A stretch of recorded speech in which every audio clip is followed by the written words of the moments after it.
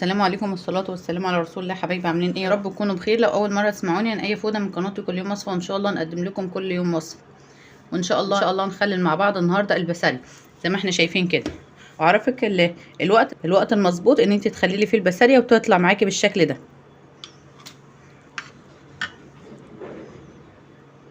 ولو لسه ما اشتركتوش اشتركوا وفعلوا زر الجرس عشان يوصلكم كل جديد. ويلا نبدأ نشوف عملنا ازاي.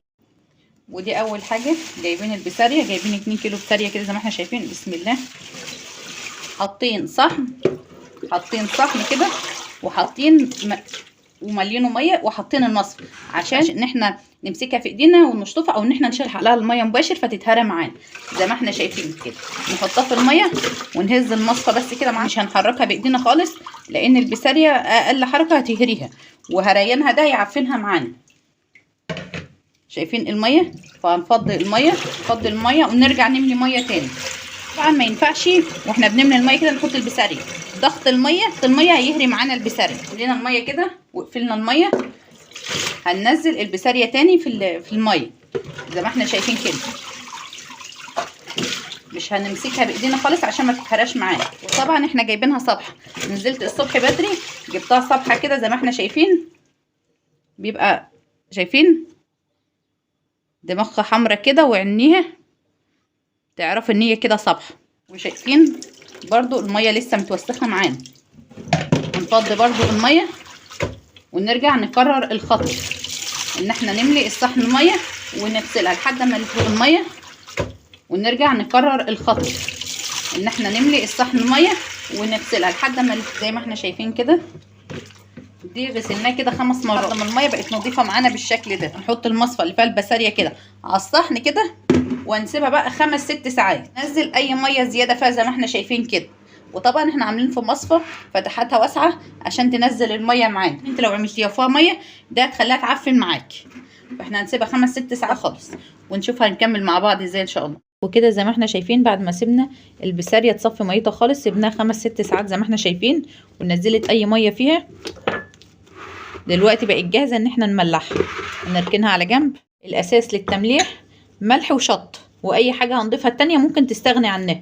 كده معانا 6 معالق ملح، بسم الله، معلقتين شطه كبار، معلقتين بابريكا كبار، 2 كاري.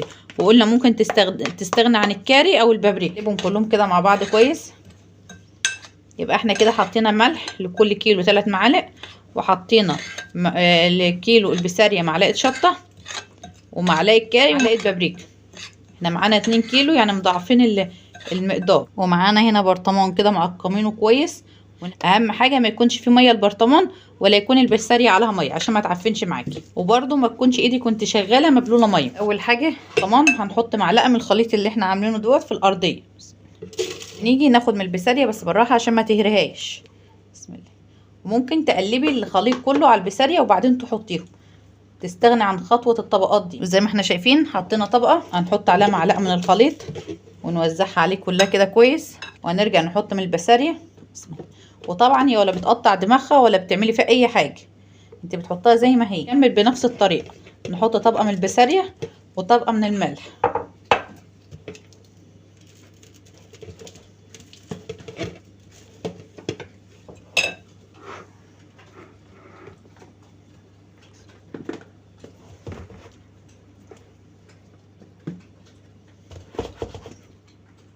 وطبعا وانت شغاله كل ما تحطي بسارية تهزي البرطمان كده عشان تطلع اي هوا معاكي في البرطمان.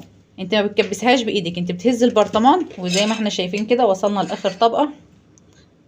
هنحط اخر كميه ملح معانا زي ما احنا شايفين. بعد ما خلصنا كده نخبط على البرطمان عشان يطلع اي هوا معانا زي ما احنا شايفين كده، عشان ما ينفعش يبقى فيه هوا في البرطمان عشان البسارية ما تعفنش معانا زي ما احنا شايفين بالشكل ده.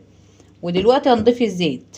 كيلو بسارية بياخد معانا من نص كوبايه لكوبايه الا ربع زيت. بسم الله. احنا معانا دلوقتي كوبايه ونص زي ما احنا شايفين. بسم الله. احنا برضو بنضيف الزيت، نهبد البرطمان كده عشان الزيت ينزل في البرطمان، يطلع لنا اي هوا في البرطمان جوه. زي ما احنا شايفين كده اما حاطين الكوبايه مش مغطيه كل الوش، لازم نحط كوبايه ونص عشان تغطي معانا كل الوش البرطمان. لازم الوش يبقى متغطي بالزيت كده زي ما احنا شايفين. احنا شايفين الفقاقيع ديت بتطلع اي هواء في البرطمان اما بتحط الزيت. وزي ما احنا شايفين بعد ما خلصنا قفلنا وشه كده باستريتش. لو ما عندكيش استريتش ممكن اكياس تلاجة. زي ما شايفين زيادة حماية حطينا طبقتين من الاستريتش. وزي ما قلنا لو ما فيش استريتش ممكن اكياس تلاجة عادي. بعد ما خلصنا قفلناه كده كويس بالاستريتش وقفلنا الغطا كويس، وهنسيبه هياخد معانا من 3 ل 4 ايام. انما في الشتاء بياخد ايام لاسبوع، واحنا الجو الايام دي بقى حر شويه، فياخد معانا من 3 ل 4 ايام ان شاء الله. وهنرجع نفتح عليه مع بعض كده. زي ما احنا شايفين البسارية معانا بعد ما سيبناها 4 ايام. احنا كنا عاملينها يوم الاربعاء وجينا فتحنا هنفتح عليها النهارده ان شاء الله. النهارده الحد عليها كده مع بعض. بسم الله الرحمن الرحيم. وطبعا كنا قافلين عليها جامد، واهم حاجه ان انت تقفلي عليها جامد. زي ما احنا شايفين ما شاء الله سيبناها 4 ايام. احنا شايفين كده. ولو هي السردين الحجم الاكبر هتقعد معاكي 5 ايام. شايفين ما شاء الله. تقطعي الدماغ كده. احنا طبعا ما كناش قاطعين الدماغ ولا اي حاجه، احنا محدقينها سليمه على بعضها زي ما كنا قلنا. شايفين ما شاء الله.